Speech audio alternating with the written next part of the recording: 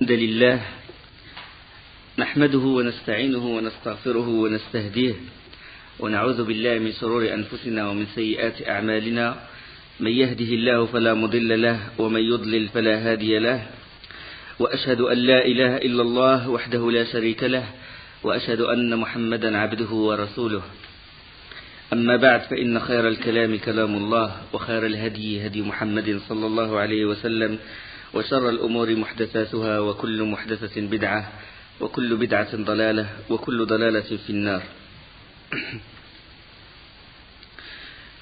Les compagnons commencèrent alors à enterrer les martyrs de la grande bataille de Uhud. Et alors, on commença à enterrer 2 à 3 personnes dans une même fosse. Ça, c'est autorisé dans la religion qu'on enterre 2-3 personnes. Comme c'est rapporté dans le Bukhari et dans d'autres, dans Sahihain, dans le Bukhari Muslim et dans d'autres, que le prophète sallallahu alayhi wa sallam, il a réuni 2-3 dans une même tombe.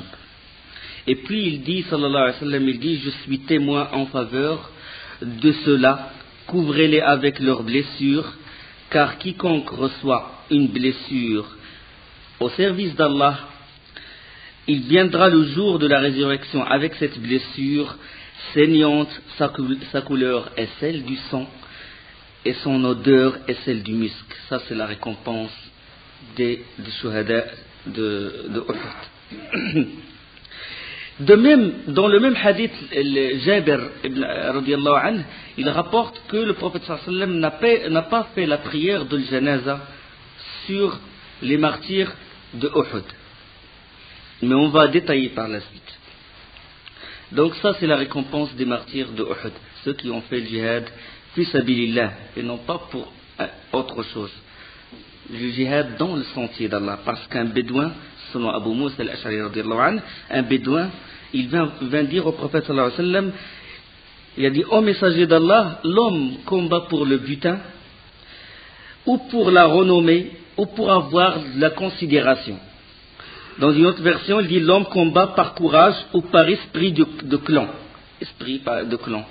Arabes, nous les Arabes, nous les Berbères, nous tel clan, tel clan. Il a posé cette question au prophète sallallahu alayhi wa sallam. Dans une autre version, il a dit l'homme combat sous l'effet de la colère. Pour se venger. Pas pour la ilaha illallah, il vient pour se venger, il combat pour se venger, pour venger sa tribu ou parce que ses enfants ont été tués, etc. Son but, c'était pas pour que la loi d'Allah soit appliquée sur terre, son objectif à lui, c'est pour se venger.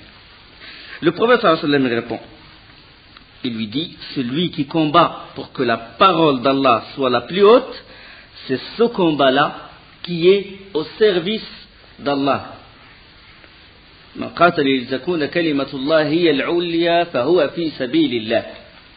d'autre chose. Celui qui se tue pour l'arabisation, l'arabisme ou pour le clan des Berbères, comme a dit le prophète sallallahu alayhi wa sallam. Il meurt à la façon de jahiliya, du paganisme anti-islamique. Les guerres tribales qui étaient avant, nous les Aws, nous les Khazraj, nous Bani Asad, nous sommes les plus fiers, nous sommes les plus forts. Celui qui combat dans ce sens-là, pour que le drapeau de la mécréance ou d'une telle loi qui est en dehors de la loi d'Allah, il meurt à l'image de paganisme anti-islamique. Le prophète sallallahu alayhi wa sallam, comme j'ai dit, n'a pas fait la salade de janaza sur les martyrs de Uhud. Mais il y a d'autres hadiths. Là, c'est que Jabir, quand il a dit ça, il a dit ce qu'il a vu. Il a dit ce qu'il a vu. Il a dit, voilà, le prophète sallallahu alayhi wa sallam n'a pas fait le janaza sur les martyrs de Uhud. Mais dans un autre hadith de Anas ibn Malik radiyallahu anhu, il dit que le prophète sallallahu alayhi wa sallam, il a couvert Hamza d'un linceul et il a fait la salade sur Hamza. Le hadith, il est rapporté par Abu Daoud, il est rapporté par l'imam Ahmad, le Bayhaqi, le Tahawi, le Hakim et d'autres. Et il est authentique ce hadith. Il y a un autre hadith, le hadith de Abdullah ibn Zubayr, radiyallahu anhu, il a dit le jour de Uhud, le prophète sallallahu alayhi wa sallam demanda qu'on couvre Hamza d'un tissu, de Bourda, un tissu bien spécial, et fit la salade de janaza sur lui. Et il fit 9 takbirat, 9 takbirat dans le janaza. Il pria également sur les autres. Il est rapporté par Tahawi. Donc, il y a ce hadith-là, il y a d'autres hadiths. Alors la réponse maintenant, est-ce qu'il est autorisé de prier faire la salat sur le salat de janaza sur celui qui meurt martyr ou non? Là, l'émir il a le choix, soit de faire la salat, soit de ne pas le faire. Parce qu'on a des textes où Jabir ibn Abdullah il dit que le prophète sallallahu alayhi wa sallam n'a pas fait, et d'autres il dit qu'il l'a fait. Mais il y a d'autres arguments plus solides, c'est qu'il n'est pas rapporté que le prophète sallallahu alayhi wa sallam a fait la prière sur tous les martyrs, surtout ceux de Badr. Aucun compagnon nous a rapporté que le prophète sallallahu alayhi wa sallam a fait la prière sur les martyrs de Badr. Donc à partir de ce texte-là, on déduit que la personne, l'émir, il a le choix de faire ou de ne pas faire. Ibn al-Qayyim rahimahullah, dans Tahdhib al-Sunan, dans le tome 4, la page 295, il a dit, en vérité, on a le choix de le faire comme de ne pas le faire. Parce que, dans les deux cas, on a des hadiths. C'est l'une des deux versions de l'imam Ahmed ibn Hanbal. Dans l'une de ces versions, il dit, on a le choix. Et c'est cette version qui est conforme à son madhab et de ses bases. Et c'est ce que voient même les savants contemporains, savoir Cheikh Albani Hafidahullah, il dit que l'émir a le choix de le faire. Et il a dit, mais il est préférable de le faire. Pourquoi? Parce que dans la prière de janaza, il y a l'intercession. Il y a l'intercession parce qu'il y a des hadiths comme hadith Aïcha qui dit que le messager d'Allah a dit quand un groupe de musulmans atteignant la centaine prie sur un mort, en intercédant tous, ils intercèdent tous en sa faveur. Et ils sont automatiquement autorisés à intercéder. C'est-à-dire que eux, quand ils font la prière et qu'ils demandent l'intercession, Allah subhanahu wa ta'ala leur autorise d'intercéder en la faveur de cette personne. S'il y a 100 personnes, il n'y a pas de mushrikin parmi eux. S'il n'y a pas d'associateurs parmi eux. Dans une autre version, 40. Il y a 100, il y a 40. À l'origine, ce qu'on connaît, nous 4 takbirat dans salat al-janaza. Vous êtes d'accord? La première takbirat avec l'isti'ada et al-fatiha, puis la deuxième takbirat avec salat ibrahimiya, la troisième takbirat avec le dua. Il y a un dua bien précis. Si la personne ne connaît pas de dua, il dit qu'Allah lui soit miséricordieux, qu'Allah soit clément envers lui, etc., etc. Et après la quatrième takbirat, il y a un autre dua, et puis le taslim. Ça, c'est à l'origine. Alors que c'est rapporté que dans des hadiths que certains compagnons ont fait 5 takbirat. Comme Zayd al-Arqam, il a fait ça. Et il a dit que le prophète sallallahu alayhi wa sallam l'a fait, comme c'est rapporté par Muslim et Abu Daoud. 5-6 takbirat, les compagnons l'ont fait. 6 aussi, et 9 sur Hamza, ça on le trouve selon le hadith d'Abdullah ibn Zubair.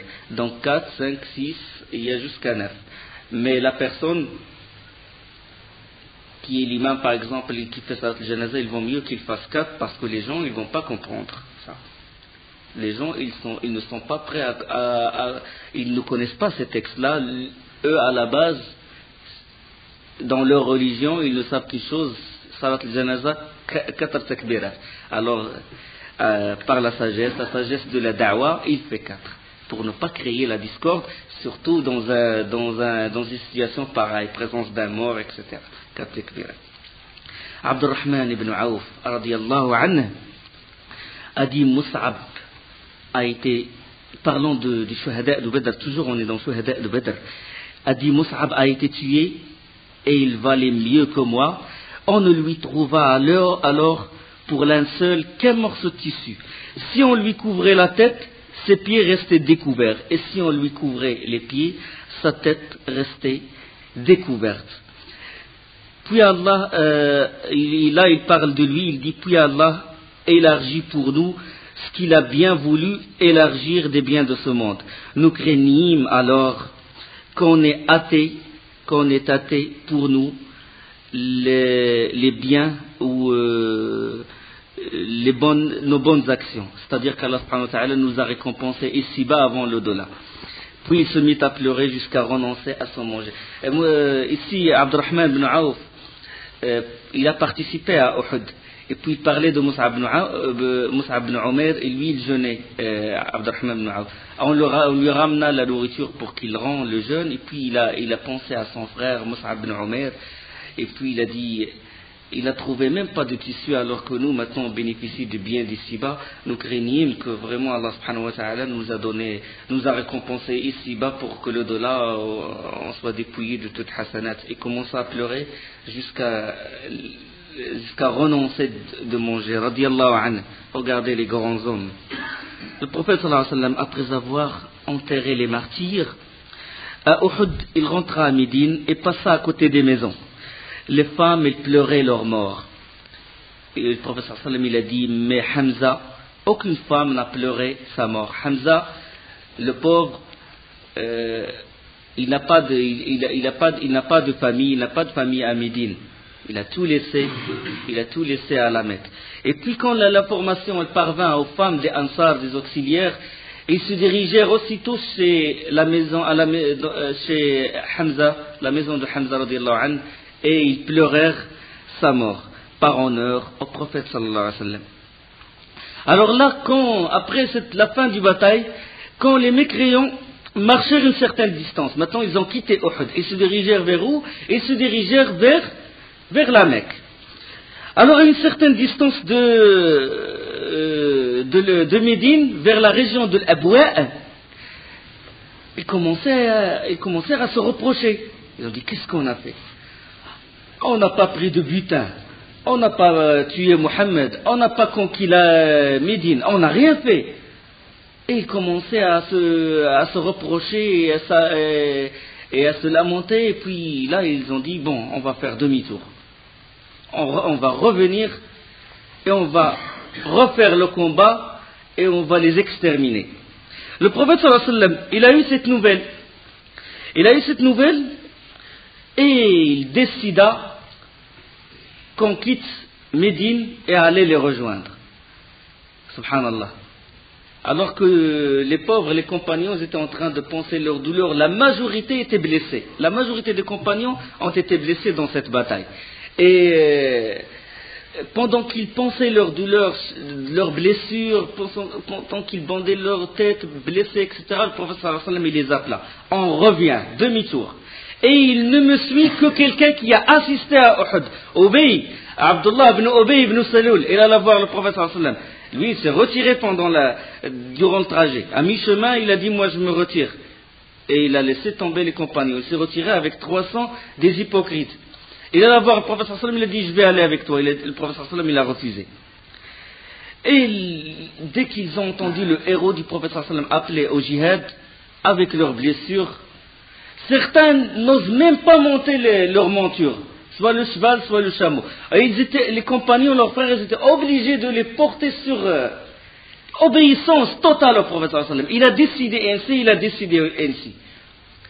Ceux qui ont assisté à la bataille de Badr, et surtout, vous savez qu'après une bataille, c'est quand on se repose qu'on ressent vraiment la douleur. Eux, dans cette douleur, ils ont dit Sami'na wa ata'na, ils ont obéi au prophète sallallahu alayhi wa sallam et ils partirent avec lui. Ils campèrent à un endroit qui s'appelle Hamra al-Asad. Alors là, un associateur, cet associateur, il appartenait à une tribu qui avait un pacte de réconciliation avec les musulmans, avec le prophète sallallahu alayhi wa sallam. Et il a également un pacte de paix avec les mécréants. Bon, il passa à côté du prophète sallallahu alayhi wa sallam avec toute l'armée à Hamra al-Asad. Cet associateur, il s'appelait Ma'bad ibn Abi Muhammad al-Khuza'i. Et il échangea quelques mots avec les compagnons. Plus loin, il rencontra Abu Sufyan. Et quand il rencontra Abu Sufyan, il lui dit, qu'est-ce que tu fais ici? Il lui dit, les compagnons, le prophète sallallahu alayhi wa sallam et les compagnons, ils sont juste à côté ils campaient juste à côté de toi, de là où vous campez. Il a dit, nous on s'apprêtait de les combattre et les exterminer. Il a dit, ils sont déjà là, toute une armée, il est prêt à vous combattre. Là, Abu Sufyan, il est pris de panique.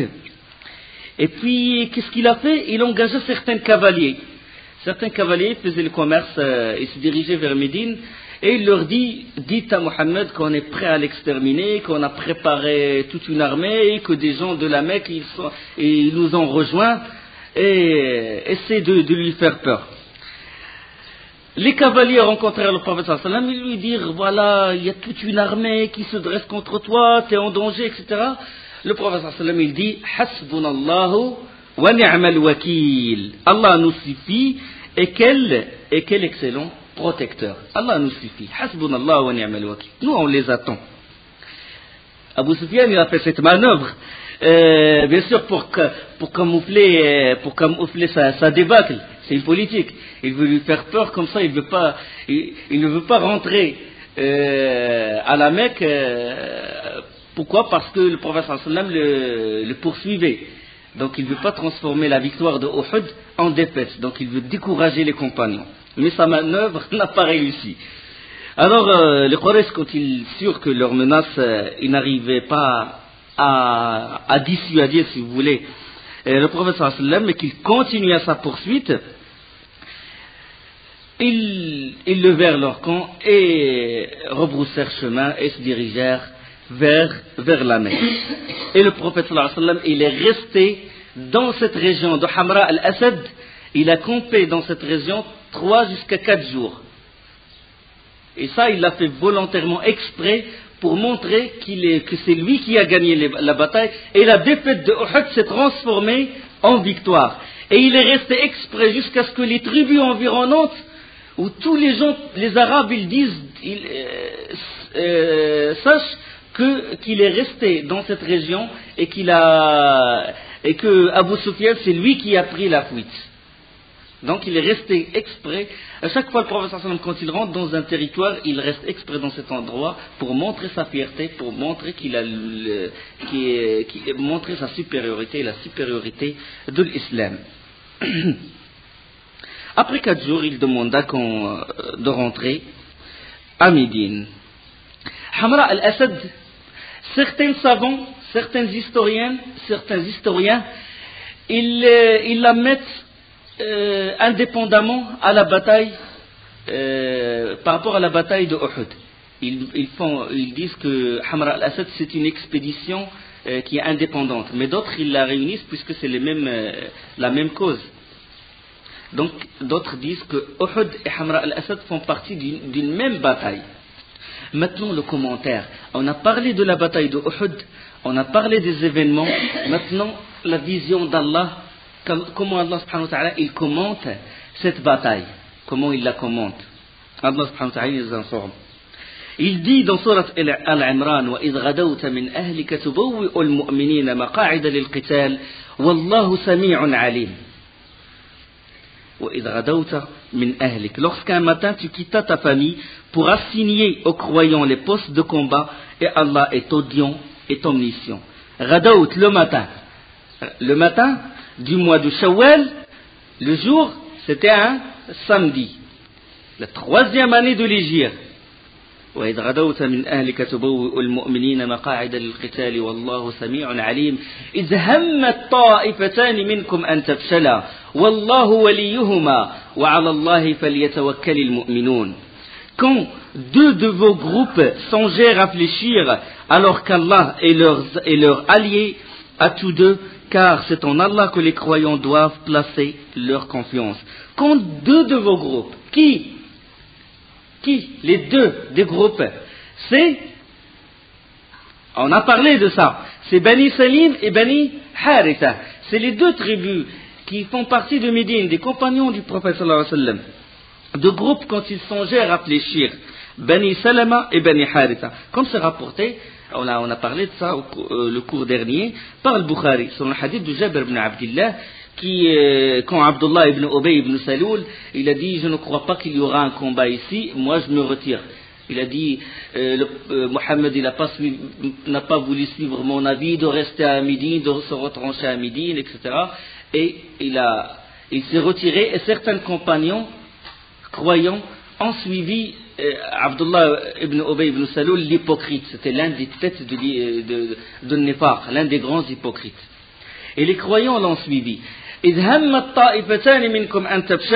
Quand 2 de vos groupes songèrent à fléchir, Allah il en parle.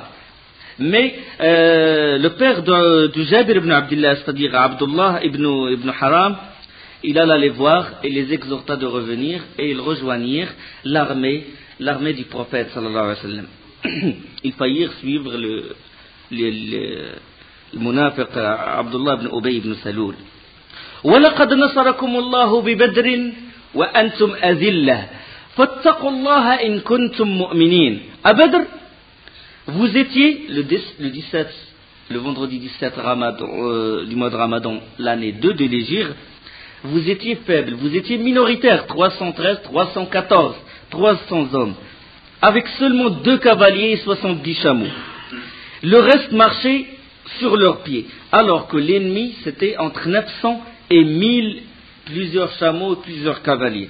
Et Allah subhanahu wa ta'ala il vous a donné la victoire. Allah vous a donné la victoire à Badr alors que vous étiez humiliés. Craignez Allah donc afin que vous soyez reconnaissants. إذ تقول للمؤمنين ألا يكفيكم أن يمدكم ربكم ب3 آلاف من الملائكة منزلين بلى إن تصبروا وتتقوا ويأتوكم من فورهم هذا يمددكم ربكم ب5 آلاف من الملائكة مسومين.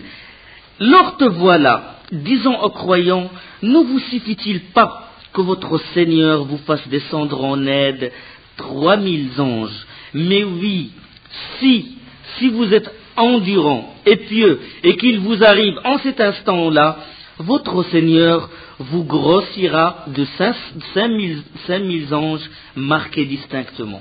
Quand le prophète sallam, quand il leur a dit, voilà, vous avez eu la victoire, maintenant à Badr, à Uhud, si vous êtes patient, si vous êtes endurant, Allah il va faire descendre 3000, même 5000 anges.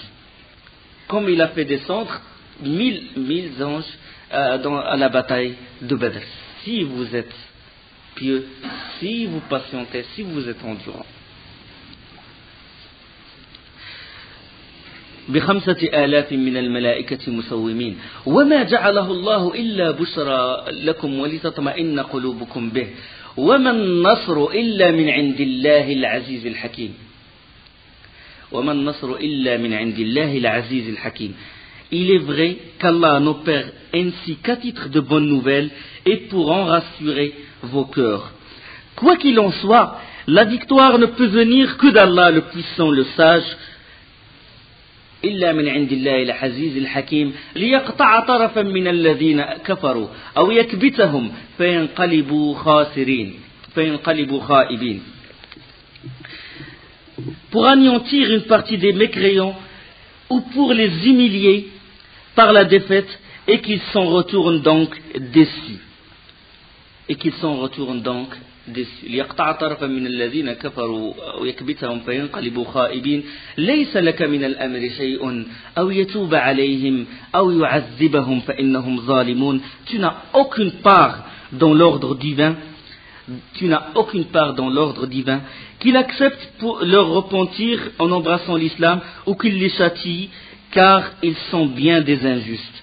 Ceci se passa quand les dents du prophète sallallahu se cassèrent et quand les deux anneaux de l'merfar du casque rentrèrent dans la peau du prophète sallallahu alayhi wa sallam, dans ses joues, et qu'il fut blessé dans son épaule, et la chute qu'il a fait quand Abu Amir al-Fasq il a mis des pièges, quand le prophète sallallahu alayhi wa sallam est tombé dans le piège de Abu Amir le pervers. Donc tout ça, quand le prophète sallallahu alayhi wa sallam il a reçu tout ce choc-là, il a dit jamais des gens qui ont désobéi à leur prophète, ils ne réussiront. Il parle des mécréants, des gens qui font mal à un prophète, jamais ils ne réussiront. Et Allah subhanahu wa ta'ala lui reproche à ceci, il lui dit tu n'as aucune part dans l'ordre divin, qu'il accepte le repentir en embrassant l'islam ou qu'il les châtie car ils sont bien des injustes. L'ordre, il appartient à Allah subhanahu wa ta'ala. Le prophète sallallahu alayhi wa sallam n'a pas de part dans l'ordre divin. C'est très important ça.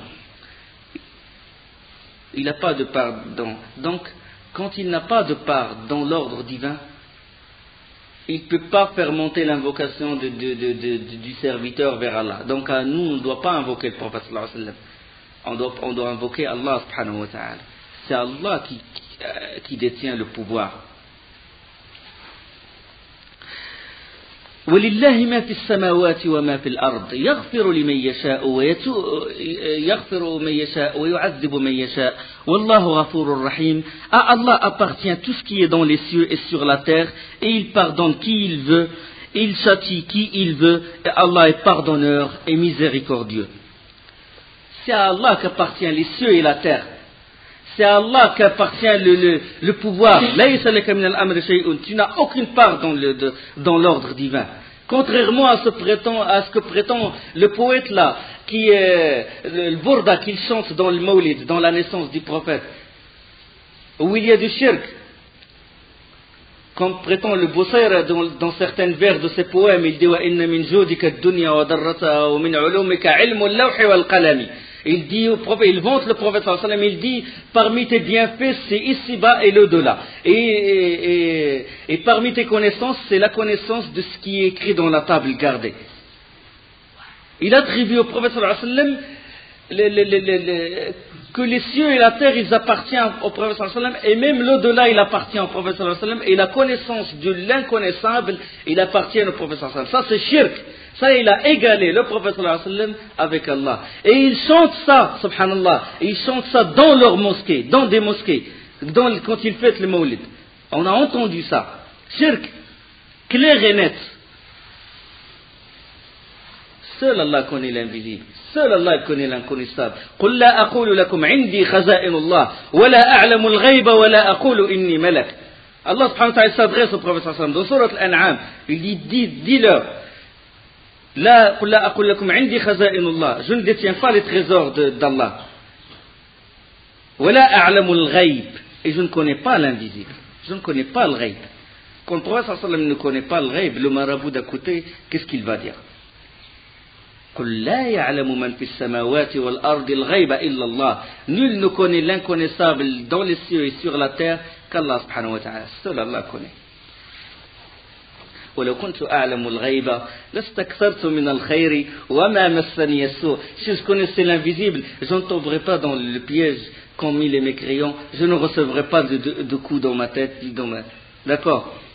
إذن الغيب لله سبحانه وتعالى. Si je connais Allah, ولو كنت أعلم الغيب, si je connaissais le futur, l'inconnaissable,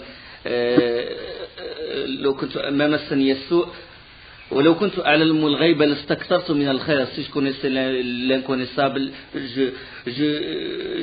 j'aurais beaucoup de bienfaits, je bénéficierais de beaucoup de bienfaits.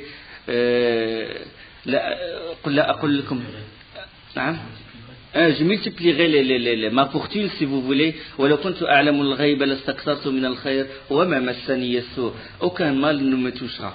Parce que je vais savoir le mal qui va me toucher demain ou surlendemain, je vais l'éviter.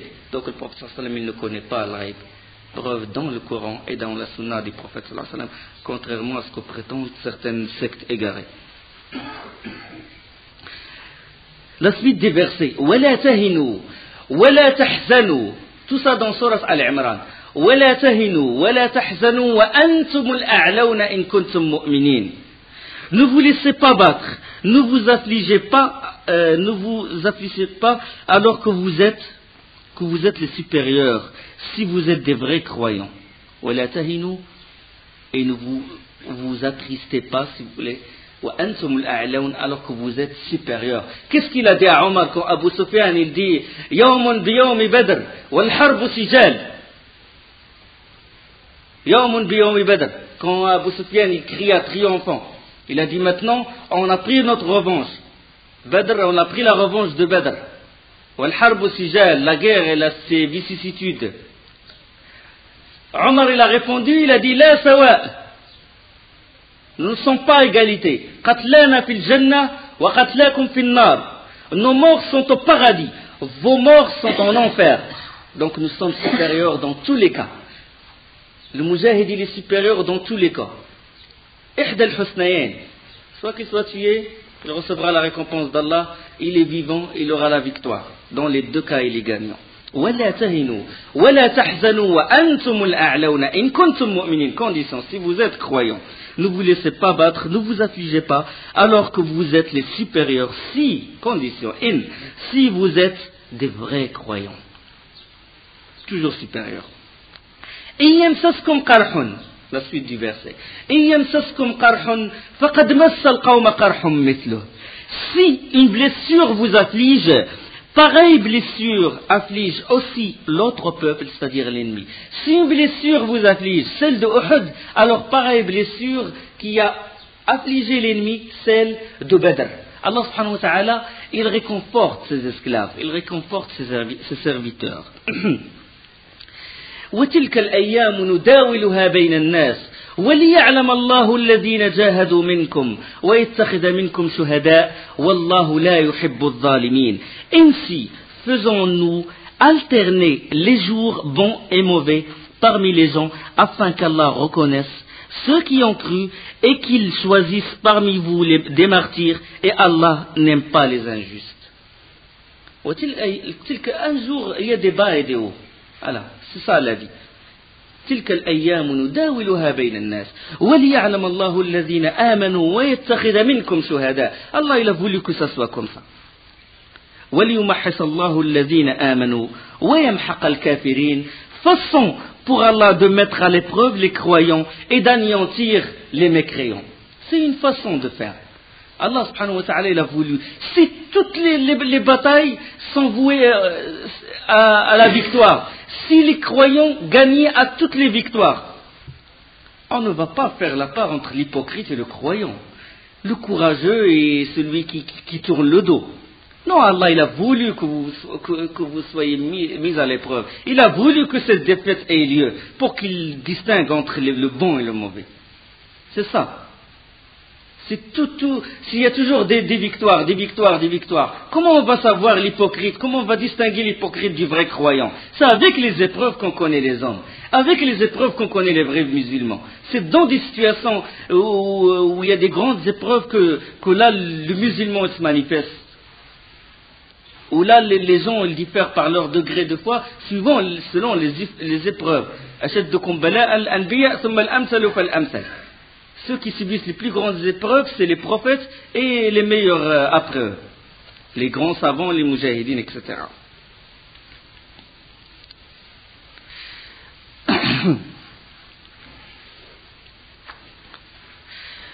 وَلِيُمَحَّصَ اللَّهُ الَّذِينَ آمَنُوا وَيَمْحَقَ الْكَافِرِينَ. Façon pour Allah de mettre à l'épreuve les croyants et d'anéantir les mécréants. ما كان الله ليذر المؤمنين على ما أنتم عليه حتى يميز الخبيث من الطيب.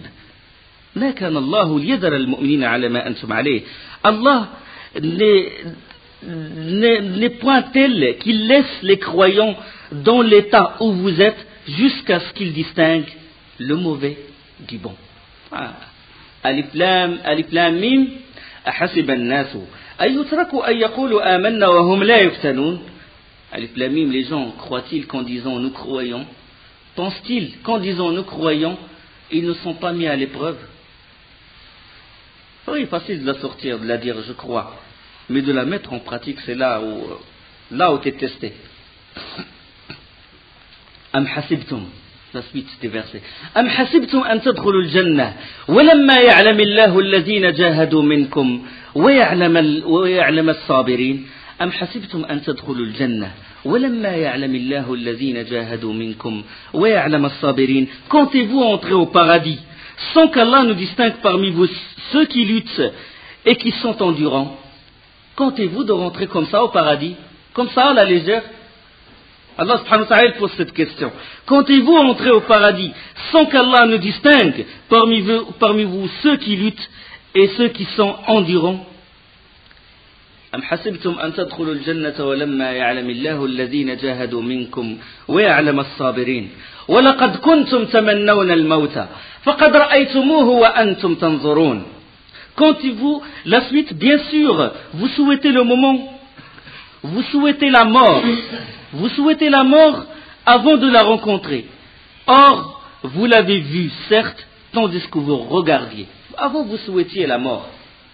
Avant, les compagnons qui n'ont pas assisté à Badr, ils étaient enthousiastes. Non, on sort pour les combattre. Maintenant, vous avez vu la mort devant vous. Une grande mise à l'épreuve.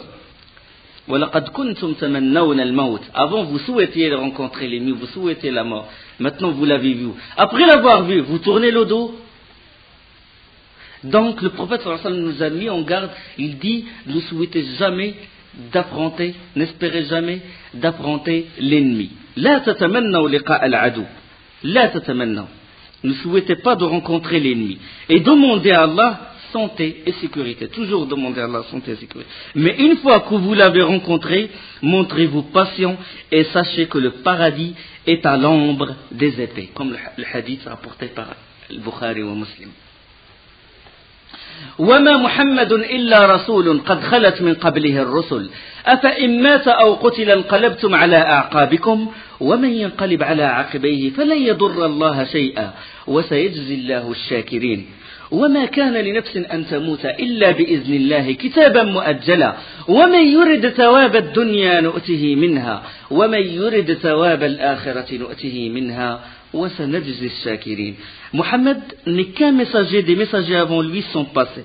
S'il mourait donc, ou s'il était tué, retourneriez-vous sur vos talons? Quiconque retourne sur ses talons nuira en rien à Allah, et Allah récompensera bientôt les reconnaissants. Personne ne peut mourir que par la permission d'Allah, et au moment prédéterminé. Quiconque veut la récompense d'ici-bas, nous lui en donnons. Quiconque veut la récompense de l'au-delà, nous lui en donnons. Et nous récompenserons bientôt les reconnaissants. Ça c'est quand Iblis, quand Satan il s'était crié que Mohammed est mort, quand le prophète il est tombé dans l'un des trous, dans l'un des pièges des kuffars, l'un des trous qu'ils ont fait, qu'ils ont creusé, et Satan il s'écria que Mohammed est mort, et que les compagnons étaient secoués par cette nouvelle, jusqu'au point où certains d'entre eux ils ont pris la fuite, d'autres ils sont restés assis sans bouger. Allah subhanahu wa ta'ala il dit وما محمد إلا رسول قد خلت من قبله الرسل أفإن مات أو قتل انقلبتم على أعقابكم. Là il parle de ce qui s'est passé à la bataille de Uhud. Les versets ils continuent.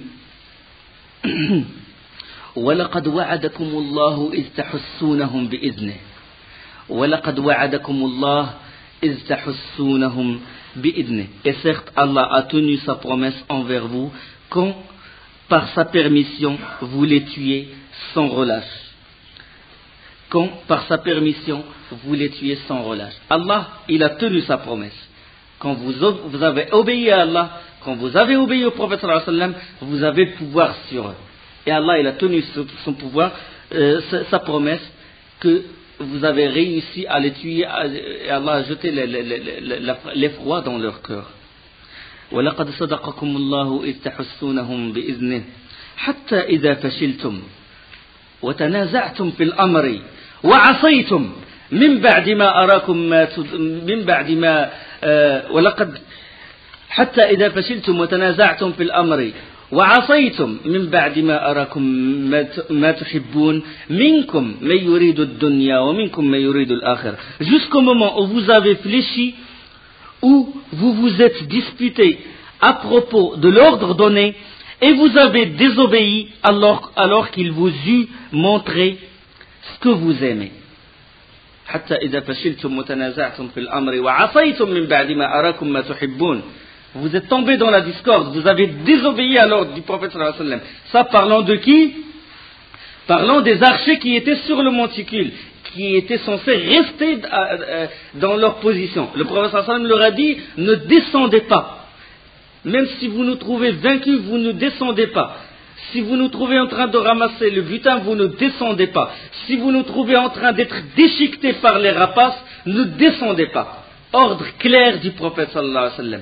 Mais qu'est-ce qui s'est passé quand les kuffars ont pris la fuite et quand ils ont laissé leurs épées et leurs armures et quand les archers ils ont vu que leurs frères en train de ramasser le butin, ils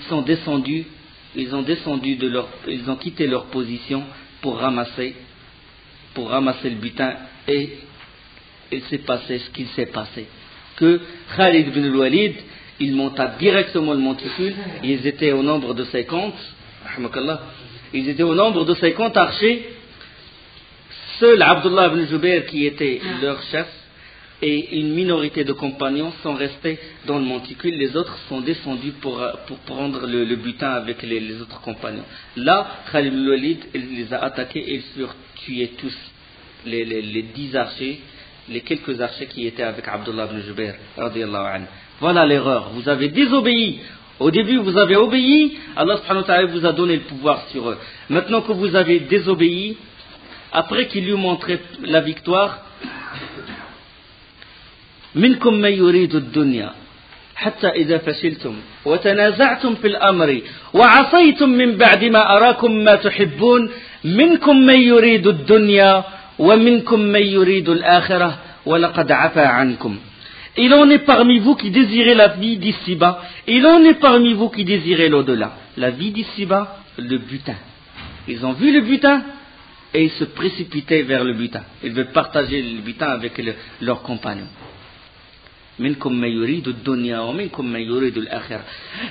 Un des compagnons, radiallahu anhu, il a dit, jamais je n'ai pensé que parmi nous, il y aura des gens qui aiment ici-bas, qui désiraient ici-bas. Jamais ça n'est tombé dans sa tête que l'un de ses frères peut désirer l'ici-bas. Subhanallah. Jusqu'à ce qu'Allah révéla ce verset-là. Minkum man yuridu ad-dunya wa minkum man yuridu al-akhirah. ثم صرفكم عنهم ليبتليكم ولقد عفا عنكم والله ذو فضل على المؤمنين. Ceux qui ont pris la fuite, Allah les a pardonnés. Les a pardonnés. Ceux qui ont pris la fuite, quand la bataille a fait rage, et quand les archers ont quitté leur position, Khalid bin Walid, il a contourné, il est monté il a grimpé le monticule avec sa troupe, ils ont tué les quelques archers qui restaient, et puis il se dirigea directement vers la troupe des musulmans qui se trouvaient en bas. Là, des compagnons ont pris la fuite. وأصلي وأسلم على خير البشر محمد بن عبد الله صلى الله عليه وسلم صاحب السيرة العطرة. Je continue la suite des versets. ثم صرفكم عنهم ليبتليكم ولقد عفا عنكم والله ذو فضل على المؤمنين. Puis il vous a fait reculer devant eux afin de vous éprouver, et certes il vous a pardonné, et Allah est détenteur de la grâce envers les croyants. Il a pardonné à ceux qui ont pris la fuite parmi les compagnons du prophète. Il les a pardonnés. Le Bukhari il rapporte, pour l'occasion, le Bukhari il rapporte qu'un homme, il vint voir Ibn Omar. Ça c'est après, ça c'est pendant même, c'est après c'est après la mort du prophète sallallahu alayhi wa sallam, et après même la mort d'Abu Bakr et de Uthman. C'est après la khilafa de Omar radiyallahu anhu. Un homme il vint voir Ibn Omar. Ibn Omar était entouré de gens, et puis la personne il est venue voir Omar ibn Khattab et lui dit, Uthman n'a-t-il pas pris la fuite à la bataille de Uhud? Ibn Omar radiyallahu anhu, il a répondu oui. Puis il a ajouté, il a dit, sais-tu qu'il s'est absenté le jour de Badr et n'a pas participé à la bataille?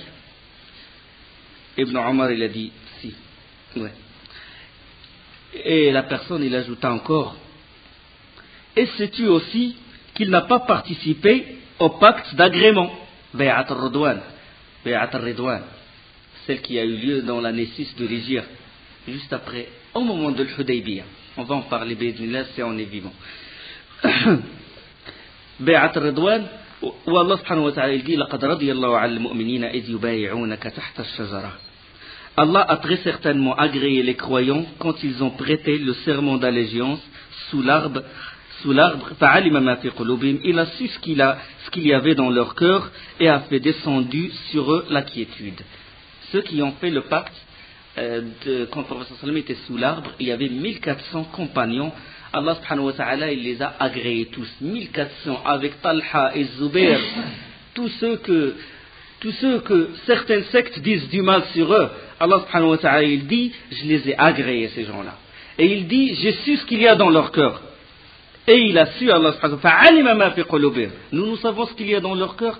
Seul Allah sait ce qu'il y a dans leur cœur. Il a su ce qu'il y a dans leur cœur et il les a agréés. Donc, quiconque, personne, il n'appartient à personne de dire du mal à ces guides de l'humanité, à savoir Talha ou Zubair et les autres compagnons. 1400, ils ont fait le pacte d'allégeance avec le prophète sallallahu alayhi wa sallam. Cette personne-là qui regarde, comme on dit, le point noir dans le taureau blanc, les mérites de Othman, wa ma adraka ma Othman radiyallahu anhu, il a dit à Ibn Omar, et sais-tu aussi qu'il n'a pas participé au pacte d'agrément? Ibn Omar, il a répondu, il a dit oui. Et l'homme, il s'écria, Allahu Akbar. Les sectes égarés qui veulent toujours ils cherchent toujours, comme j'ai dit, le point noir dans le taureau blanc. Ils veulent toujours trouver l'erreur du calife Othman radiyallahu anhu pour se désavouer de lui, à savoir les Khawarij et les Rafidites. Puis Ibn Omar lui dit, viens, je vais t'expliquer tout ça. Il lui dit sa fuite le jour de Uhud, je témoigne qu'Allah lui a pardonné. Allah subhanahu wa ta'ala dit, et certes, il vous a pardonné. Il a pardonné, il a pris la fuite, Allah l'a pardonné textuellement dans le Coran. Voilà, ça c'est un point, il ne faut pas le critiquer là-dessus. Radiyallahu anhu, Dhun Nurayn. Il s'est marié avec la fille du prophète sallallahu alayhi wa sallam, Ruqayya radiyallahu anha. Et quand Ruqayya est morte, le prophète sallallahu alayhi wa sallam le maria avec une deuxième fille qui est Kalsoum. Et il a dit, si j'avais une troisième, je la donnerais à Othman. Voilà. Dhun Nurayn, le troisième calife. Radiyallahu anhu. Ça c'est une chose. Il a dit la deuxième chose. Son absence le jour de Badr. Son absence ce jour-là, c'est qu'il assista Ruqayya, radiyallahu anha, qui était gravement malade. Parce que Othman, il s'est préparé pour aller au combat, pour accompagner le prophète sallallahu alayhi wa sallam. Mais Ruqayya, radiyallahu anha, il était gravement malade et le prophète sallallahu alayhi wa sallam, il lui a dit, reste avec ta femme, assiste-la et sois avec elle parce qu'elle a plus besoin de toi. Et même le prophète sallallahu alayhi wa sallam, il a dit à Othman radiyallahu anhu, il a dit, tu as la récompense de quelqu'un qui a participé à Badr et tu as sa part du butin. Le prophète sallallahu alayhi wa sallam, quand il a partagé le butin, il a donné une part pour Othman parce qu'il a une excuse et il a voulu participer, mais c'est à cause de Ruqayya qu'il n'a pas participé à cette bataille. Ça, c'est une deuxième chose. Voilà, deuxième point à enlever. Et il a dit concernant son absence au pacte d'allégeance, Bay'at al-Ridwan, il a dit que le prophète sallallahu alayhi wa sallam l'a envoyé en mission à la Mecque.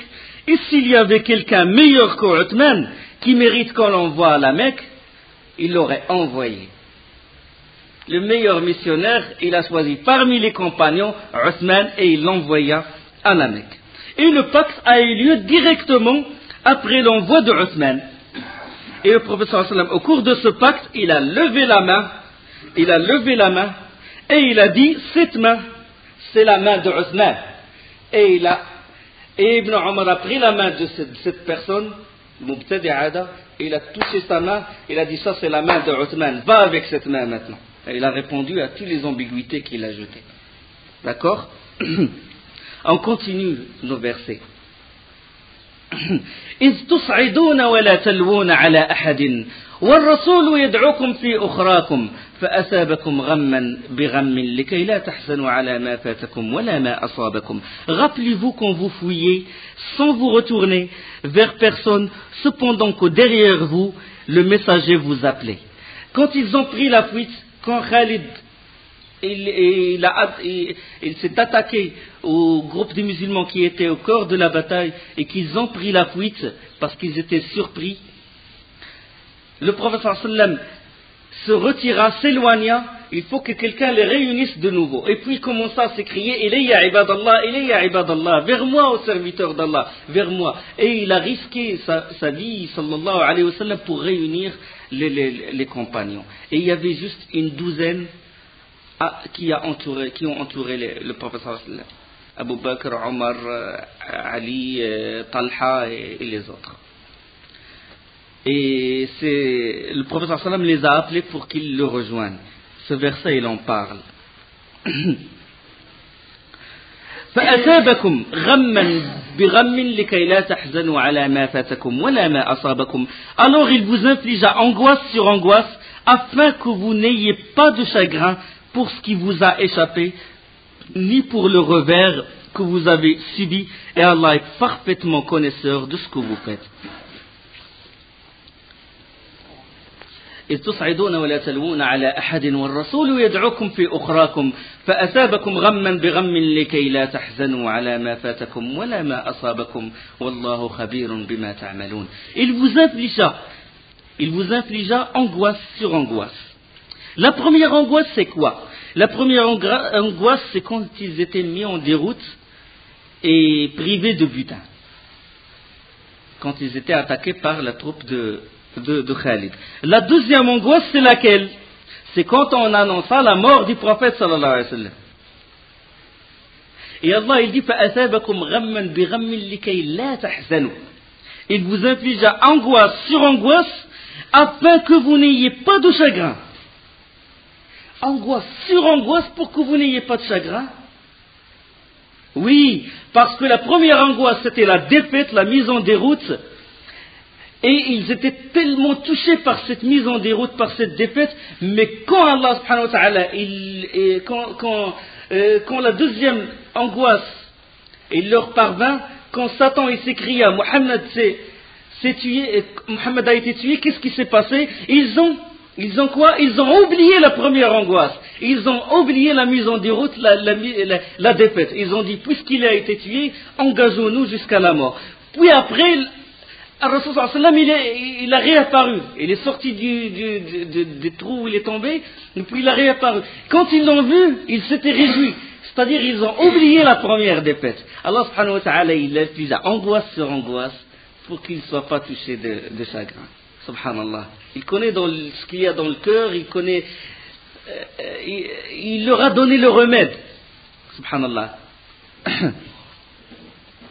Quand ils découvrirent qu'il était vivant, ils ont oublié carrément. De même, une personne normale, quand il est touché par une épine, et puis après il est touché par un autre problème, il oublie l'épine qu'il a touchée. فأثابكم غما بغم لكي لا تحزنوا على ما فاتكم ولا ما أصابكم والله خبير بما تعملون ثم أنزل عليكم من بعد الغم أمنة نعاسا يغشى طائفة منكم. Et puis encore, après toutes ces angoisses, il fit descendre sur vous la paix sous forme d'un sommeil qui submergea l'une de vos troupes. C'est un sommeil spécial chez les Moujahidines. C'est le même sommeil qui a touché aux Moujahidines de Badr. C'est pour les apaiser, pour les calmer, pour les réconforter et pour qu'ils soient réveillés. Et quand ils sont réveillés avec force et revivifiés. C'est un sommeil spécial. C'est un sommeil spécial. Parce que durant la bataille, le Moujahid, il est soumis à des pressions. Des fois, il ne peut pas dormir tellement il attend la venue de l'ennemi, etc. Mais Allah subhanahu wa ta'ala, au cœur de la bataille, les coups d'épée, il les a couverts avec ce sommeil. Des fois au cœur, des fois après. Là, c'est après. Wallahu a'lam. C'est après. Il les enveloppa d'un sommeil paisible pour que les cœurs se calment. Après la mise en déroute, la mutilation, Hamza mutilé, les autres, les Ansar, les Moujahidis, ceux 70 ont été mutilés par les femmes des kuffars. Les mains coupées, le nez, etc. Donc après cette scène, après cette angoisse, après cette mise en déroute, Allah subhanahu wa ta'ala les a apaisés avec ce sommeil-là. Yaghsha ta'ifatan minkum. Ce sommeil, il touche juste une partie d'entre vous, les croyants. وَطَائِفَةٌ قَدْ أَهَمَّتْهُمْ أَنفُسُهُمْ يَظُنُّونَ بِاللَّهِ غير الحق ظن الجاهلية يقولون هل لنا من الأمر من شيء قل إن الأمر كله لله يخفون في أنفسهم ما لا يبدون لك يقولون لو كان لنا من الأمر شيء ما قتلنا هاهنا قل لو كنتم في بيوتكم لبرز الذين كتب عليهم القتل إلى مضاجعهم وليبتلي الله ما في صدوركم وليمحص ما في قلوبكم والله عليم بذات الصدور. Tandis qu'une autre troupe, une autre partie préoccupée d'elle-même, ça c'est les hypocrites, conjecturer sur Allah à contre-vérité, conjecture de paganisme, conjecture de jahiliya. Ils disent, avons-nous, disait-il, une part dans cette affaire? Il était toujours dans le doute. L'hypocrite est toujours dans le doute. Allah subhanahu wa ta'ala il répond, dis l'affaire tout entière est à Allah. قل إن الأمر كله لله. يخفون في أنفسهم ما لا يبدون لك. Ils cachaient en eux-mêmes ce qu'ils n'osaient te manifester. Ils disaient, si nous avions eu un choix quelconque dans cette affaire, nous n'aurions pas été tués ici. Si nous avions le choix, on n'aurait même pas été affligés par cette défaite. C'est ce que disent les hypocrites. Mais l'ordre, il appartient à Allah subhanahu wa ta'ala. Quand l'ordre, il appartient à tel hypocrite, après il a le droit de décider. Mais l'ordre, il vient d'Allah subhanahu wa ta'ala. L'affaire, il appartient à Allah subhanahu wa ta'ala.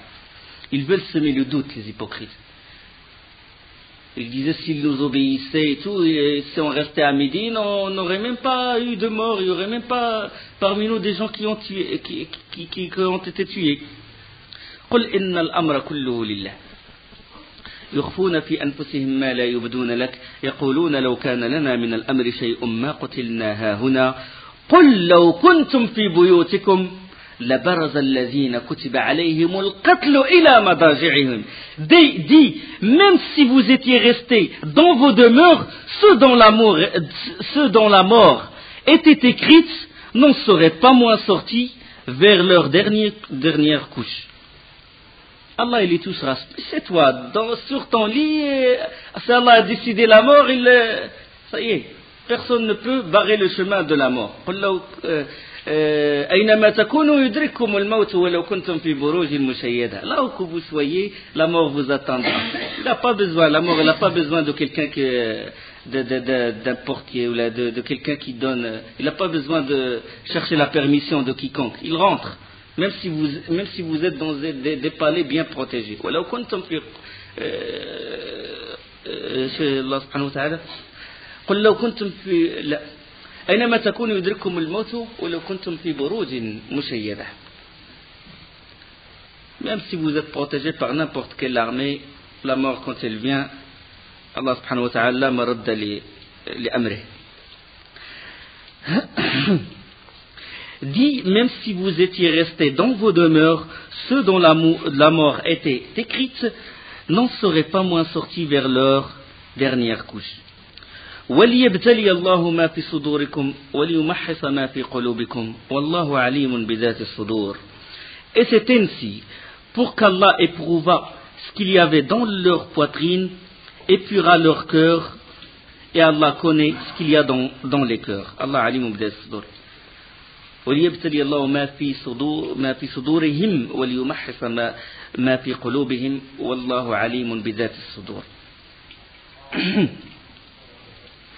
La suite, les versets ils continuent. ولئن قتلتم في سبيل الله أو متم لمغفرة من الله ورحمة خير مما يجمعون ولئن متم أو قتلتم لإلى الله تحشرون ولئن متم أو قتلتم لإلى الله تحشرون. Et si vous êtes dans le sentier d'Allah ou si vous mourrez, un pardon de la part d'Allah et une miséricorde valent mieux que ce qu'ils amassent. Si vous êtes tué dans le sentier d'Allah, ou que si vous mourrez, un pardon de la part d'Allah et une miséricorde valent mieux que ce qu'ils amassent. Le moujahid, s'il est tué, il est récompensé. S'il est vivant, il est toujours récompensé. وَلَئِن مُتُّمْ أَوْ قَتِلْتُمْ لَإِلَى اللَّهِ تُحْشَرُونَ. Que vous mouriez ou que vous soyez tués, c'est vers Allah que vous serez rassemblés. c'est vers Allah subhanahu wa ta'ala, la fin de toute chose vers Allah. فبما رحمة من الله لنت لهم ولو كنت فظا غليظ القلب لانفضوا من حولك فاعف عنهم واستغفر لهم فاعف عنهم واستغفر لهم. C'est par quelque miséricorde de la part d'Allah que tu as été si doux envers eux, mais si tu étais rude, au cœur dur, ils se seraient enfouis de ton entourage. Le prophète sallallahu alayhi wa sallam, s'il s'est comporté dur, il aurait puni les archers qui ont laissé leur position, qui l'ont désobéi. Il les aurait punis, mais il ne les a pas punis. Clémence du prophète sallallahu alayhi wa sallam et grandeur de son cœur. C'est par quelque miséricorde de la part d'Allah que tu as été si doux envers eux. Mais si tu étais rude, au cœur dur, ils se seraient enfuis de ton entourage. Voilà. Douceur, clémence, patience. C'est ça le travail. C'est ça la patience des prophètes et ceux qui ont suivi les prophètes. Les du'at, celui qui appelle les gens vers le bien, celui qui propage le savoir, il doit avoir cette douceur, cette clémence, cette patience. Certains vont le menacer, d'autres vont dire que tu es dur envers les gens, d'autres vont dire que tu es très souple. Il faut cette patience envers les gens, il faut cette douceur.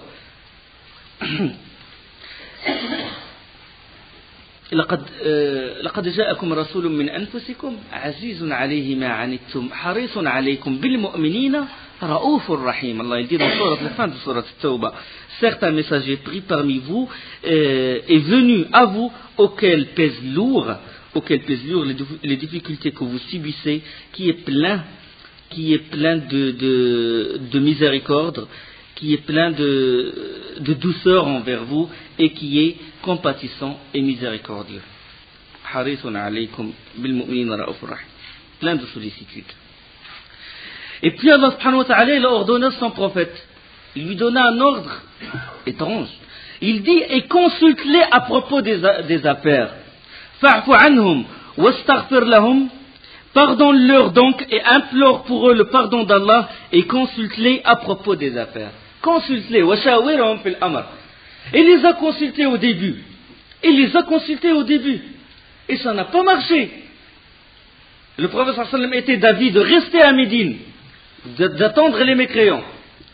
Et eux, ils brûlaient d'envie de confronter l'ennemi. Ils ont dit, nous, durant le Jahiliya, on était des hommes, personne n'ose rentrer chez nous, et maintenant on va baisser les bras. C'est nous qui vont les confronter à l'extérieur de Médine. Et le prophète sallallahu alayhi wa sallam, il a pris cet avis. Il les a consultés et il a pris en considération leur avis. Mais ça n'a pas réussi. Ça aboutit à quoi? À une défaite, à ce que 70 des compagnons soient tués. Mais malgré ça, Allah subhanahu wa ta'ala il dit fa'fu anhum wastaghfir lahum wa shawirhum fil amr. Pardonne-leur donc et implore pour eux le pardon d'Allah et consulte-les à propos des affaires. L'importance de shura, l'importance de la consultation. C'est très important. Il ne faut pas qu'un frère il sort du groupe et puis fait une décision tout seul. Il faut qu'il consulte. La consultation est très importante. Notion du groupe. Il faut qu'on a cette notion du groupe. Al-Sunnah ou Al-Jama'a. Il n'a pas dit tout simplement Al-Sunnah. Il a dit la Sunnah et le Jama'a, le groupe. Alaykum bil Jama'a fa innama az-zi'bu ya'kulu min al-ghanam al-qasiya. Jama'a, je vous conseille le Jama'a, le groupe, parce que le loup il mange la brebis qui s'égare, qui s'éloigne du troupeau. Il devient une proie facile. Du moment que quelqu'un sort de Jama'a, il tombe dans des péchés, dans des problèmes, dans des ambiguïtés. Et après, 1 mois, 2 mois plus tard, il te ramène tout un sac d'ambiguïtés, tout un sac de problèmes. Pourquoi? Parce qu'il n'est pas resté avec le Jama'a. Consulte-les, ahmiyat le Jama'a. Donc l'erreur, ça c'est une règle très importante. C'est pas à cause d'une erreur qu'on doute sur la légitimité de la consultation. Dis bon, on s'est consulté et puis on a sorti un avis qui n'est pas bon. Donc la consultation, c'est pas bon de consulter. L'erreur, ça existe, l'erreur. On n'est pas des anges. De même, l'erreur dans un djihad, c'est pas à partir d'une erreur, ou quand les moujahidines commettent une erreur, tu répercutes ça sur la légitimité du djihad. Le djihad, il reste établi. Les gens, ils ne sont pas des anges.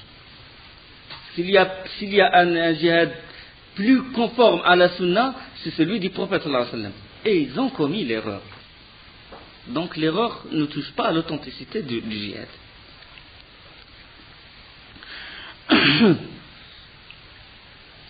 وشاورهم في الأمر فإذا عزمت فتوكل على الله إن الله يحب المتوكلين.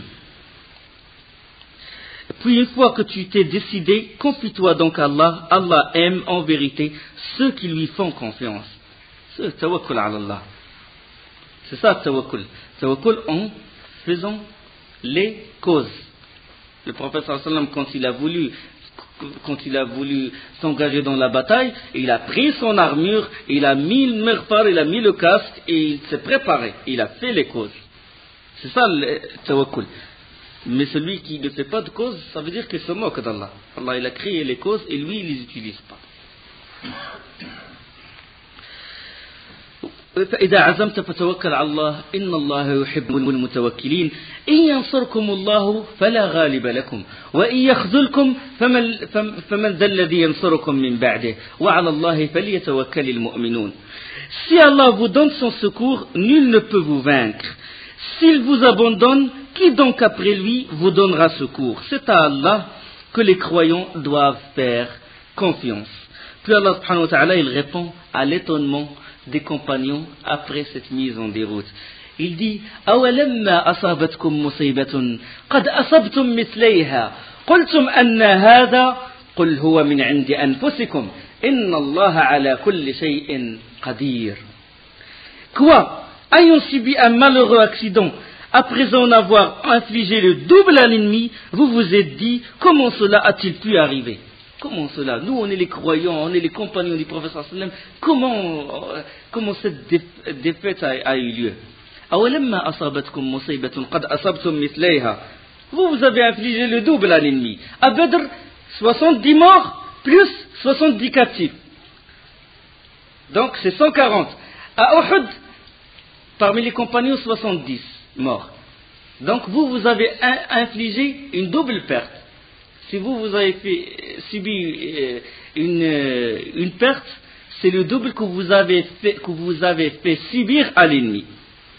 Ayant subi un malheureux accident, après en avoir infligé le double à l'ennemi, vous vous êtes dit, comment cela a-t-il pu arriver? Comment cela a-t-il pu arriver? Allah subhanahu wa ta'ala dit, قُلْ هُوَ مِنْ عِنْدِ أَنفُسِكُمْ. Dit, cela est venu de vous-même. Cela est venu de vous-même. Et Allah est, certes, Allah est omnipotent. Inna Allah ala kulli shay'in qadir. Quand l'erreur, elle vient de la personne. Quand le péché, on l'attribue pas le péché à Allah subhanahu wa ta'ala. Si tu fais une erreur, si tu fais un péché, tu dis pas Allah, il a voulu que c'est lui qui m'a poussé. Allah, il a voulu que ça soit ainsi, mais tu attribues le mal à toi. Si tu as fait un mal, c'est toi qui en es responsable. C'est toi et pas d'autres personnes. C'est toi. On n'attribue jamais le mal à Allah. Comme dans le dua. وَالشَّرُّ لَيْسَ إِلَيْكَ. Et on n'attribue pas le mal à toi. أَنَا بِكَ وَإِلَيْكَ تَبَارَكْتَ رَبَّنَا وَتَعَالَيْ. Dans un dua, on dit وَالشَّرُّ لَيْسَ إِلَيْكَ لَبَّيْكَ وَسَعْدَيْكَ وَالْخَيْرُ كُلُّهُ إِلَيْكَ وَالشَّرُّ لَيْسَ إِلَيْكَ. Dans un dua. لبيك, nous voici prêts dévoués à toi. وسعديك والخير كله إليك. Le bien, il t'appartient, il s'attribue à toi, il est attribué à toi, et le mal, on ne l'attribue pas à toi. والشر ليس إليك أنا بك وإليك تباركت ربنا وتعالى. Donc on n'attribue pas le mal à Allah. Allah, il a créé le mal? Oui. Il a créé le mal. Il a créé Pharaon, il a créé Satan, il a créé les bonnes choses, les mauvaises choses pour tester. C'est par leur antagonisme qu'apparaissent les choses, que se distinguent les choses. وبضدها تتبين الأشياء. Sans le noir, tu ne connais pas le blanc. Sans la maladie, tu ne connais pas tu ne connais pas la santé, la valeur de la santé. Sans les mécréants, il n'y aura pas de djihad. Sans famine, tu ne vas pas contribuer à aider les pauvres et être récompensé. C'est ça. Ici-bas, il est créé comme ça, selon des règles. Allah, il a créé le mal et le bien et le mal pour tester ses esclaves. Mais on n'attribue pas le mal à Allah. Ça, c'est très important. Ces règles dans le qada ou le qadar, dans le destin et la prédestinée. إن الله على كل شيء قدير وما أصابكم يوم التقى الجمعان فبإذن الله وليعلم المؤمنين. Et tout, regardez la suite du verset. Et tout ce que vous avez subi le jour où les deux troupes se rencontrèrent, c'est-à-dire à Uhud, c'est par la permission d'Allah. Au début, il dit, quand les compagnons disent comment cela a-t-il pu arriver, dit cela est venu de vous. Mais après, il dit et ce que vous avez subi le jour où les deux troupes se rencontrèrent, c'est par la permission d'Allah. Allah, il a voulu que ça soit comme ça. Il a su. Premier degré du qada ou al-qadar, c'est la connaissance. Il a su ça. Et après, il a écrit. Amar al-qalam an yaksub. Il a ordonné au qalam d'écrire dans la table gardée. Il a voulu. Et le quatrième degré, il a crié. Donc Allah, il a su ce qui va se passer, il a voulu, il a écrit, il a voulu, puis il l'a créé. Mais le mal, il s'attribue à la personne. وَمَا أَصَابَكُمْ يَوْمَ الْتَقَى الْجَمْعَانِ فَبِإِذْنِ اللَّهِ. Et Allah subhanahu wa ta'ala, quand il dit, c'est par la permission d'Allah. Pourquoi par la permission? Allah, il nous donne la raison. Il nous donne la raison, il dit, وَلِيَعْلَمَ الْمُؤْمِنِينَ. Et afin qu'il distingue les croyants et qu'il distingue les hypocrites. وَلِيَعْلَمَ الْمُؤْمِنِينَ. وليعلم الذين نافقوا وقيل لهم تعالوا قاتلوا في سبيل الله أو ادفعوا قالوا لو نعلم قتالا لاتبعناكم هم للكفر يومئذ أقرب منهم للإيمان. La raison est afin qu'ils distinguent les croyants. Allah, il a voulu que ça soit comme ça. Pourquoi? Il y a ce trouble et tout, pour qu'ils distinguent les croyants et pour qu'ils distinguent les hypocrites. وليعلم الذين نافقوا, et qu'ils distinguent les hypocrites. وَقِيلَ لَهُمْ تَعَالَوْا, et on avait dit à ceux-ci, venez combattre dans le sentier d'Allah, ou bien gardez les arrières. Ils dirent, bien sûr que nous vous suivrions, bien sûr que vous nous suivrions, si nous étions sûrs qu'il y aurait une guerre, C'est ce qui s'est passé quand Abdullah ibn Ubay, la tête des hypocrites, Abdullah ibn Ubay ibn Saloul, quand il s'est retiré à mi-chemin, l'armée était au nombre de 1000. Et puis Abdullah ibn Ubay ibn Saloul, il s'est retiré avec 300. Et quand le père de Jabir, Abdullah ibn Haram, quand il les exhorta de revenir, ils ont dit, si nous savions qu'il y aurait une guerre, nous resterions. Mais nous ne croyons pas qu'il va y avoir une bataille. Alors que c'est sûr qu'il y aura une bataille. Les troupes de Quraysh étaient là. قالوا لو نعلم قتالا لاتبعناكم هم للكفر يومئذ أقرب منهم للإيمان. هم للكفر يومئذ أقرب منهم للإيمان. Ils étaient ce jour-là plus près de la mécréance que de l'iman. Ils disaient de leur bouche ce qui n'est pas dans leur cœur. يقولون بأفواههم ما ليس في قلوبهم والله أعلم بما يكتمون. Et Allah sait fort bien ce qu'ils cachaient. يعلم ما يكتمون. Il sait qu'ils cachent la haine. Il sait qu'ils cachent que leur but c'était que les compagnons soient mis en déroute. C'est ça leur but. الذين قعدوا وقالوا لإخوانهم لو أطاعونا ما قتلوا. Ceux qui sont restés dans leur foyer dirent à leurs frères, s'ils nous avaient obéi, ils n'auraient pas été tués. Et ici, si vous êtes restés à Médine, il ne vous aurait pas arrivé ça. Ils disaient ça, ils propageaient ça pour mettre toujours les compagnons en doute. Alladhina qa'adu, ils sont restés dans leur foyer et ils disent aux autres, s'ils nous avaient obéi, ils n'auraient pas été tués. C'est pour créer le trouble.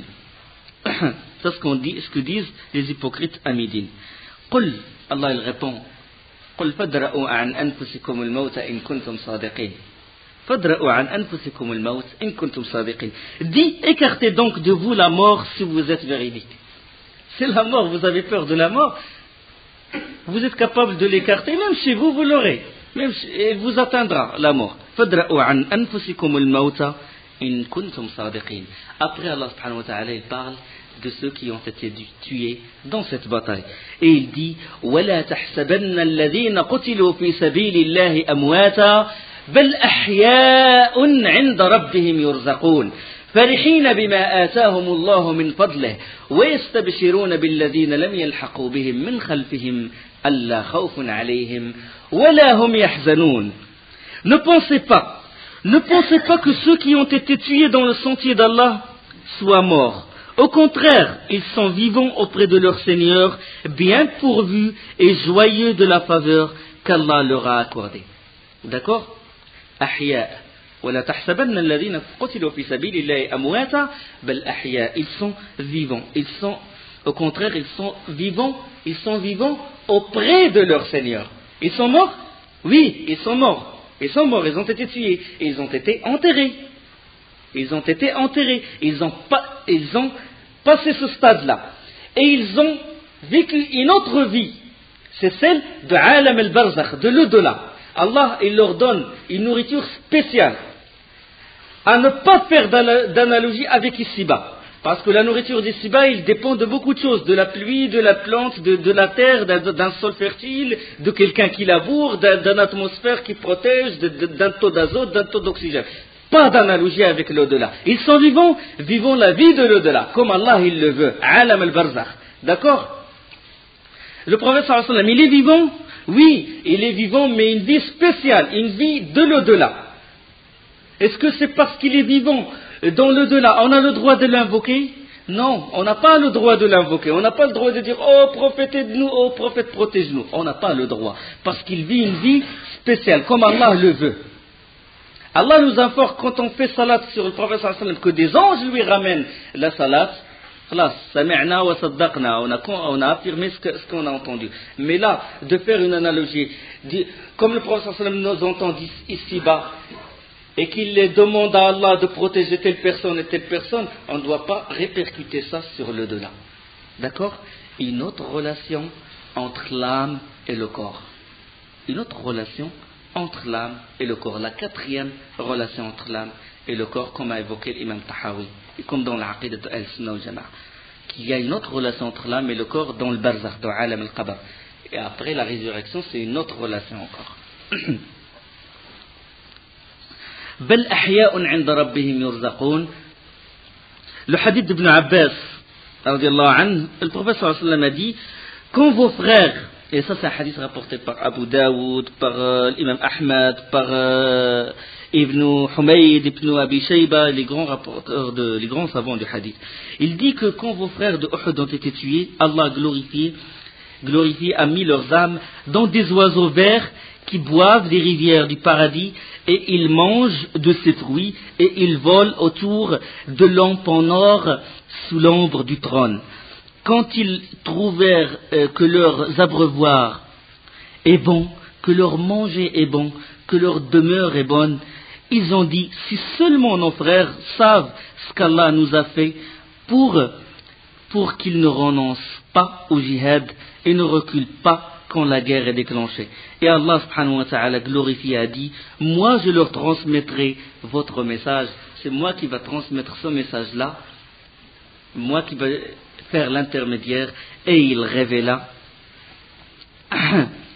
ولا تحسبن الذين قتلوا في سبيل الله أمواتا بل أحياء عند ربهم يرزقون فرحين بما آتاهم الله من فضله ويستبشرون بالذين لم يلحقوا بهم من خلفهم ألا خوف عليهم ولا هم يحزنون.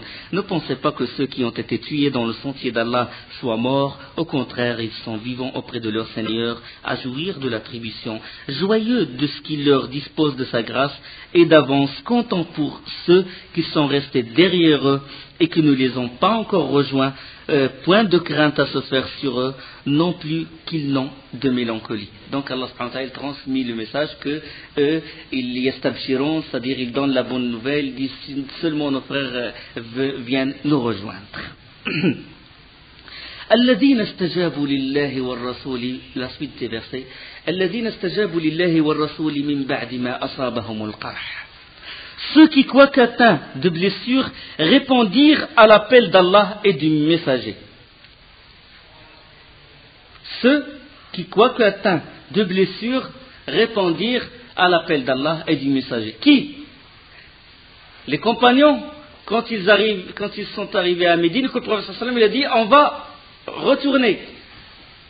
Et malgré leurs blessures, ils ont accompagné le prophète sallallahu alayhi wa sallam. Ils l'ont accompagné jusqu'à Hamra al-Asad.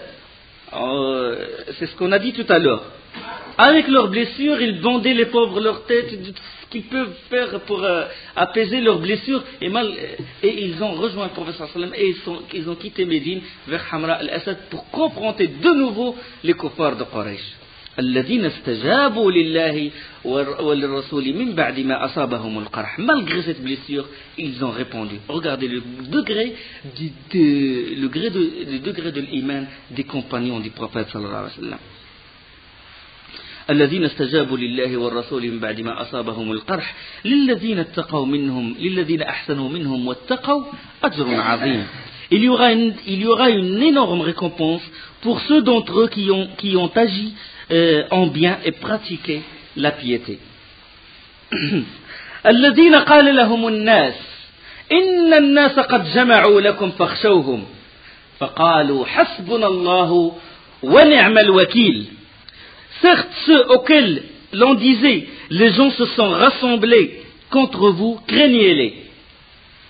Quand le prophète sallallahu alayhi wa sallam est arrivé à Hamra al-Asad et quand Abu Sufyan il envoya des cavaliers pour décourager le prophète sallallahu alayhi wa sallam, il lui a dit que Quraysh il a multiplié de nombre et ils ont eu des renforts, etc.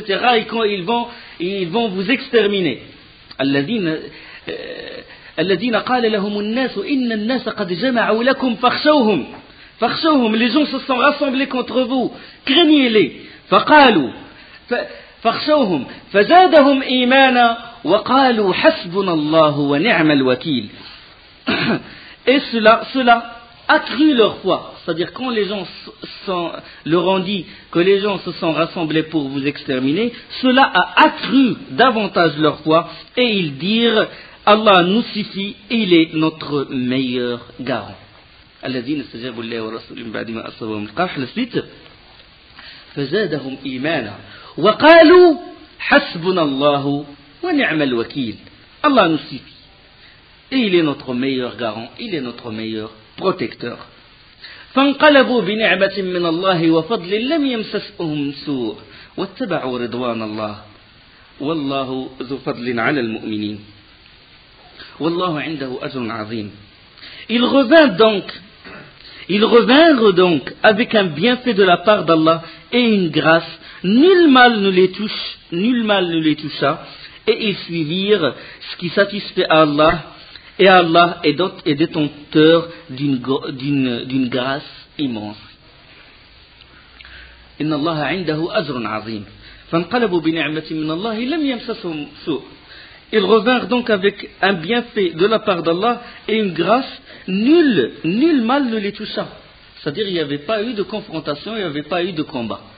Alhamdulillah, Allah subhanahu wa ta'ala les a épargnés ceux-ci. C'est-à-dire parlons toujours de ceux qui sont partis jusqu'à Hamra al-Asad. Allah subhanahu wa ta'ala, à la suite des versets, il dit إِنَّمَا ذَلِكُمُ الشَّيْطَانُ يُخَوِّفُ أَوْلِيَاءَهُ فَلَا تَخَافُوهُمْ وَخَافُونِ إِن كُنتُم مُؤْمِنِينَ. C'est Satan qui vous fait peur de ses adhérents. N'ayez donc pas peur d'eux, mais ayez peur de moi si vous êtes croyants. N'ayez pas peur d'eux, ne les craignez pas, craignez Allah subhanahu wa ta'ala. Donc, après avoir évoqué ces versets, on déduit une chose, qu'on ne peut pas comprendre le Coran, vraiment le Coran, sans lire la Sira. La Sira, il donne directement accès au Coran, il facilite la lecture du Coran, il facilite l'apprentissage du Coran. Donc la Sira, ce n'est pas seulement de connaître notre prophète sallallahu alayhi wa sallam, de connaître sa vie, mais aussi d'accéder à la parole d'Allah le Très-Haut subhanahu wa ta'ala. Ceci est l'histoire de la bataille de Uhud. Uhud, Jabalun yuhibbuna wa nuhibbu. La montagne de Uhud, Allah, le prophète sallallahu alayhi wa sallam, il a dit, c'est une montagne que nous aimons et c'est une montagne qui nous aime. Oui, la montagne, elle aime le prophète sallallahu alayhi wa sallam. Elle l'aime comme Allah l'a voulu. Elle l'aime. C'est pas chercher une autre explication. La montagne, il a une volonté, il a un amour. Donc, ça c'est parlant de la bataille de Uhud. Et, Inch'Allah, la suite, on va parler des différentes expéditions. On va parler de la tragédie de Bi'r Ma'ouna, de Ghazwat al-Raji'. Et Inch'Allah, on va parler aussi de la bataille de Bani al-Nadir, la deuxième extermination. La première contre les Juifs de Bani Qaynuqa', la deuxième contre les Juifs de Bani al-Nadir. Pour entamer après la fameuse bataille de l'Ahzab. وسبحانك اللهم بحمدك أشهد أن لا إله إلا أنت أستغفرك وأتوب إليك.